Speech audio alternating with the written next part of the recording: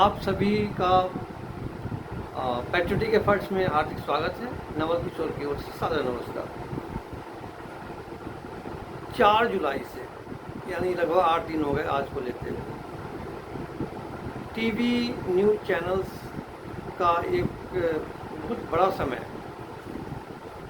पाकिस्तान से आई सीमा गुलाम हैदर के कवरेज में जा रहा है। इतना बड़ा कवरेज किसी एक व्यक्ति के लिए बहुत कम ही दिखाई देता है। पहले सीमा हैदर त्यागमयी प्रेमिका के रूप में प्रकट होती है, फिर उसके पति का भी वीडियो आता है, उसकी बातचीत आती है और उससे ये पता चलता है कि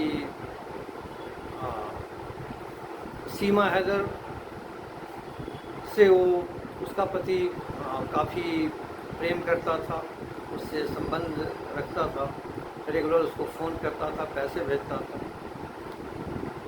अब कोई भी ऐसा ऑथेंटिक तरीका नहीं है जिससे ये पता चल सके कि दोनों में सच कौन बोल रहा है, कितना सच बोल रहा है, कितना झूठ बोल रहा है। तो सच चाहे जो भी हो,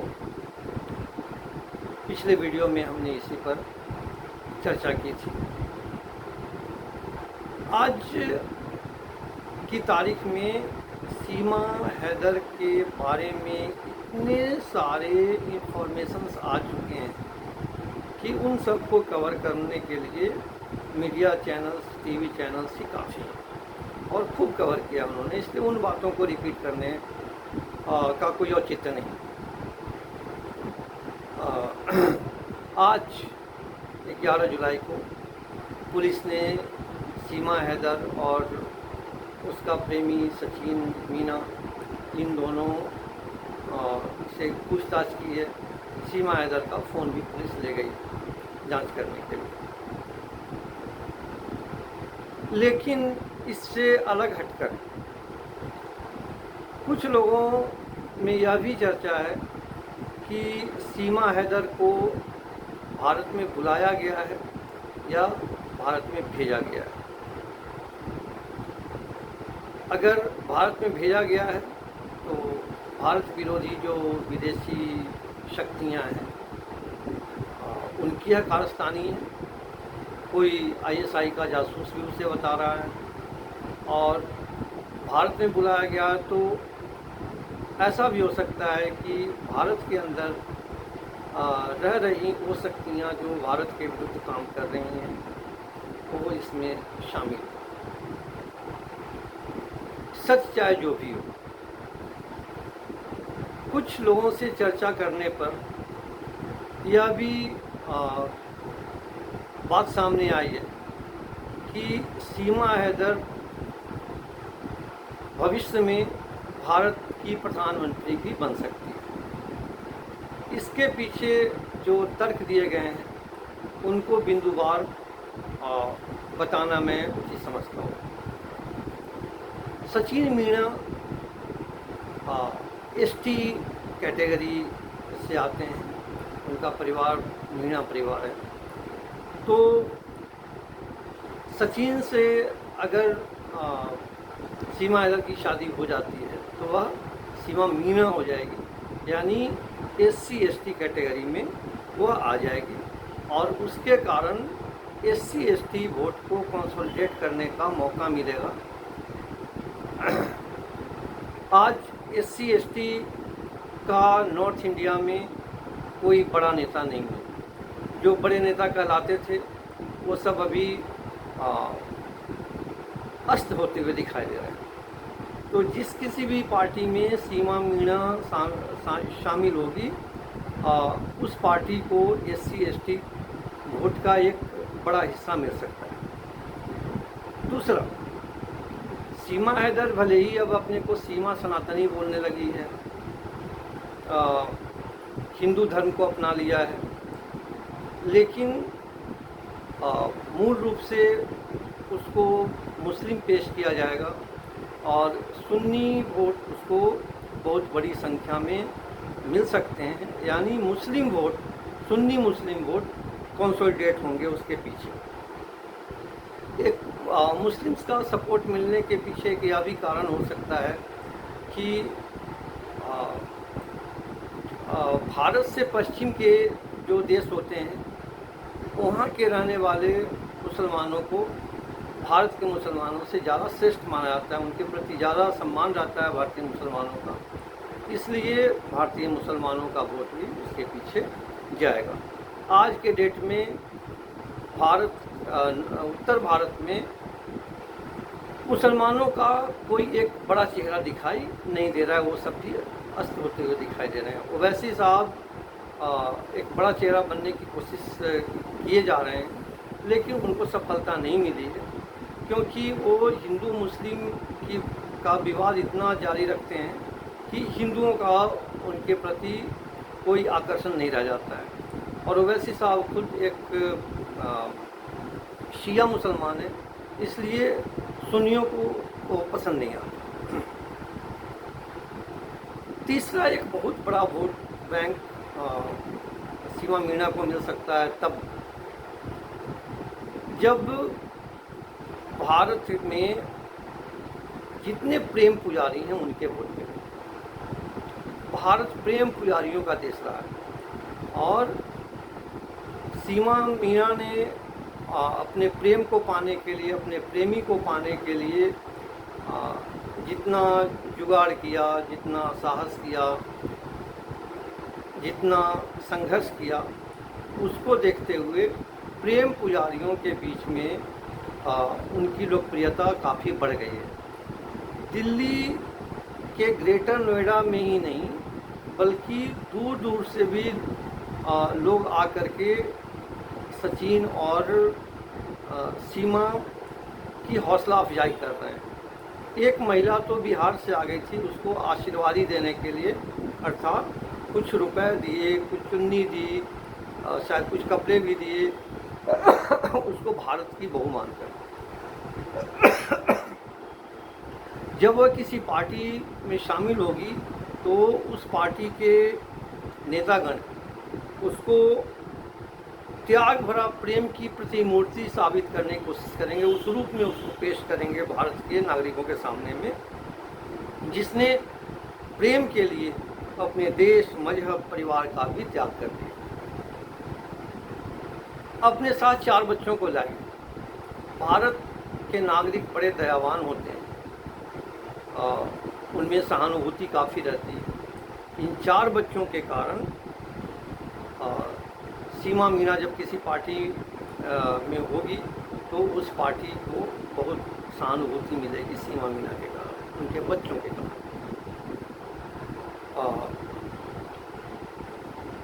प्रेम उसने जरूर किया लेकिन अपने बच्चों को नहीं छोड़ा।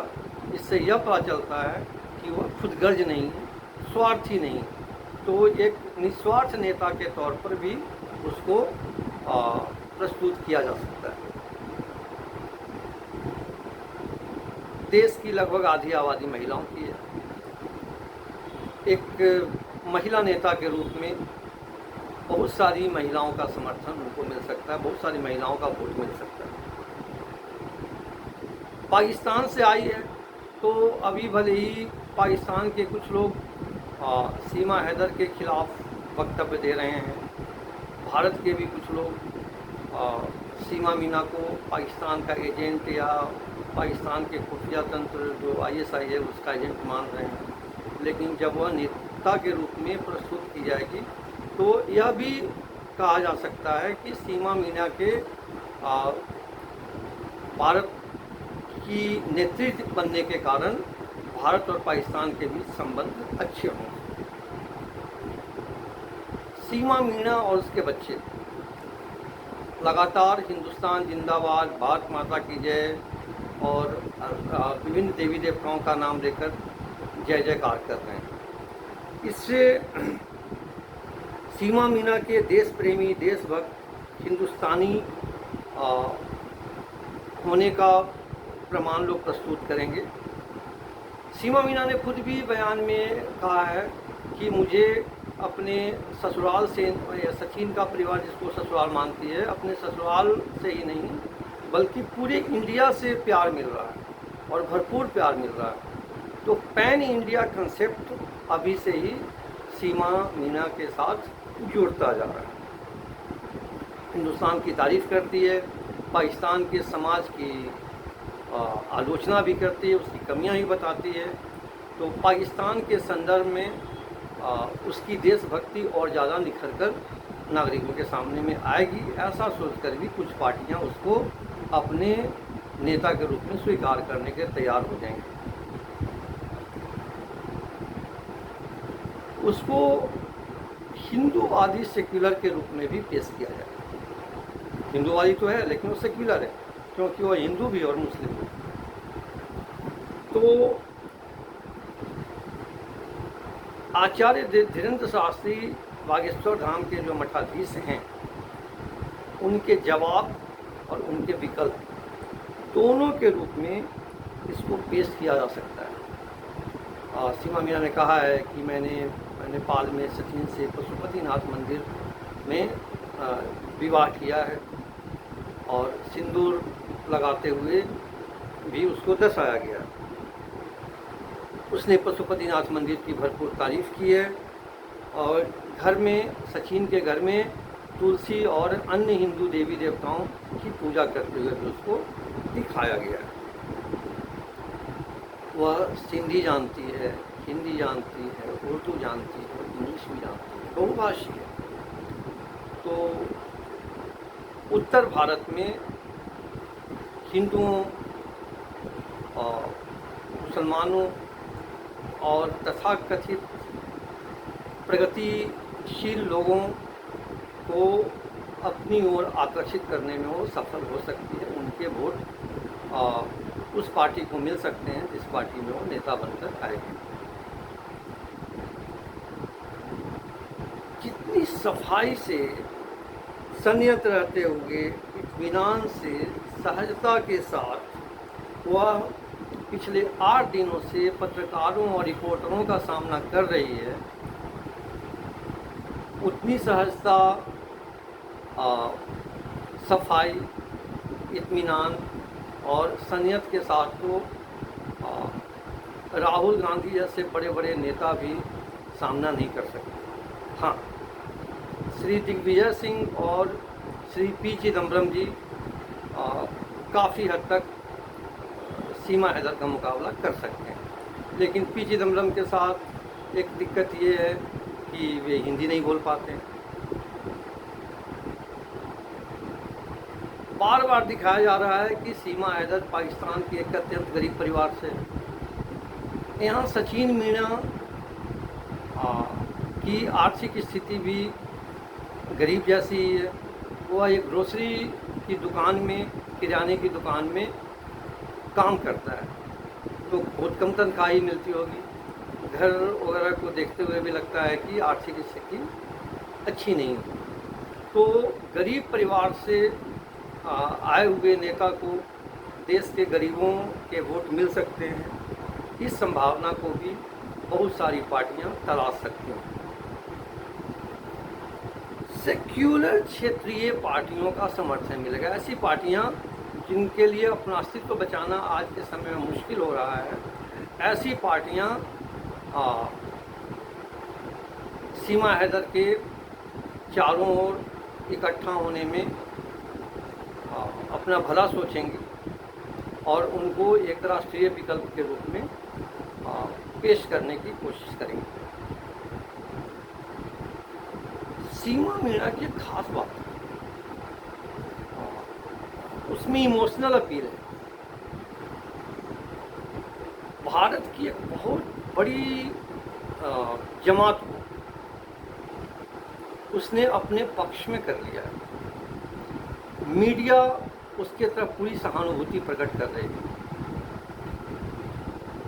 कोर्ट में भी उसने अपना इमोशनल अपील जारी रखा और कोर्ट को भी अपने पक्ष में करने में काफ़ी हद तक सफल रही। यहाँ तक उसने कहा कि जेल में भी जो पुलिस के कर्मचारी थे या अन्य कर्मचारी थे, उन लोगों ने भी उसके प्रति काफ़ी सहानुभूति और सहयोग की भावना रखी, उसके बच्चों को बहुत प्यार दिया, उसके बच्चों का ख्याल रखा।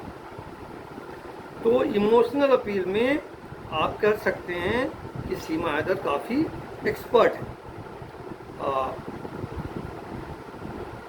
वह भारत में आई है, सचिन के परिवार का समर्थन मिल रहा है, सचिन का भरा पूरा परिवार है, बहुत सारे मेंबर हैं। वो अपने 4 बच्चों को सचिन के घर में छोड़ सकती थी, लेकिन जेल जाने पर उसने पुलिस को और कोर्ट को कहा कि अगर मुझे आप जेल में भेजते हैं तो हमारे 4 बच्चों को साथ में रखने की अनुमति दी जाए, जिसको कोर्ट ने ग्रांट भी किया।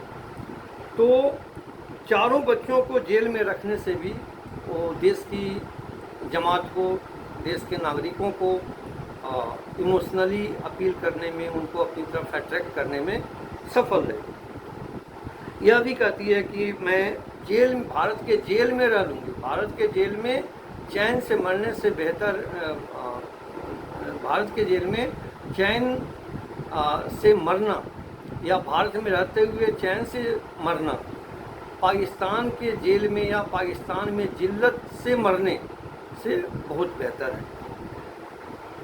लेकिन इसलिए मैं भारत में और भारत के जेल में मर जाऊंगी, लेकिन पाकिस्तान वापस लौट कर नहीं जाऊँगी। उसका कहना है कि मैं पाकिस्तान लौट के जाऊंगी तो मेरा कत्ल हो जाएगा, पत्थरों से मुझे मारा जाएगा, पत्थरों से मार कर मुझे ख़त्म कर दिया जाएगा। तो इमोशनल अपील करने में भी इनको दक्षता हासिल है, और इसलिए और भारत की जो जनता है वो इमोशनल है। तो इमोशनल जनता को इमोशनली अट्रैक्ट करने में सीमा हैदर काफ़ी हद तक सफल हो सकती हैं, उनका वोट पा सकती हैं। एक सफल नेता होने के लिए साहसी होना बहुत ज़रूरी है, और सीमा हैदर जो बहुत कम पढ़ी लिखी हैं, वो पाकिस्तान से चलकर काठमांडू आती हैं, फिर काठमांडू के जरिए भारत में आती हैं, अपने 4 बच्चों को लेकर आती हैं, और इतने सारे रिपोर्टर्स को फेस करती हैं, पुलिस को फेस करती हैं, कोर्ट को फेस करती हैं, जेल जाती हैं, पाकिस्तान के मीडिया का सामना करती हैं, पाकिस्तान के कुछ बड़े नेता हैं उनके साथ बहस कर लेती है, तर्क देती है। तो ये सब सारे गुण एक साहसी नेता के रूप में उन्हें पेश करेंगे। जुझारू हैं, संघर्षशील हैं, और जुझारू और संघर्षशील नेता की भारत में काफ़ी इज्जत होती है, भारत में काफ़ी समर्थन मिलता है। जुगारू भी, भारत में नेता होने के लिए जुगारू होना बहुत ज़रूरी है। ये साधारण बात नहीं है कि कोई पाकिस्तान से चलकर भारत में जुगाड़ से प्रवेश करता है। 2 ट्रैवल एजेंट्स, एक कराची में ट्रैवल एजेंट है, एक दूसरा काठमांडू में ट्रैवल एजेंट है।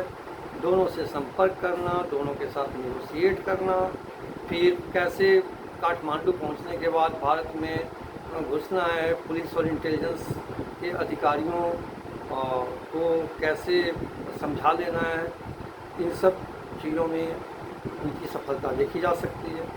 तो इन सारे गुणों के कारण उनमें एक सफल नेता होने के संकेत मिलते हैं, और हमारे देश की बहुत सारी ऐसी पार्टियां हैं जो इनको हाथों हाथ अपनाना चाहेंगी।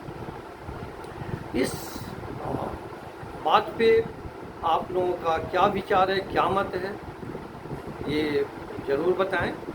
हम इसकी प्रतीक्षा करेंगे। तब तक के लिए आप सभी को नमस्कार। फिर अगले वीडियो में मिलते हैं।